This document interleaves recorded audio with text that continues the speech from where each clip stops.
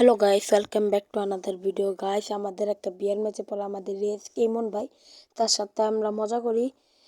তারপর ইমন ভাই কিন্তু আমাদের দেখতে পারেন না, মানে আমাদের চিনে নাই। আমরা অন্য বান্ডিলে আসছিলাম, এখন আমাদেরকে মনে হয় দেখতে পারি নাই ঠিক মতো। ফুল ভিডিওটা দেখা যাক। হ্যালো গাইস, আমরা এখান দিয়ে ঘুরতেছিলাম। তারপর আমার টিমমেট বলে যে ইমন ভাইয়ের স্কোর দেখতে পাচ্ছি। তারপর আমরা ওদিকে যেতেছিলাম।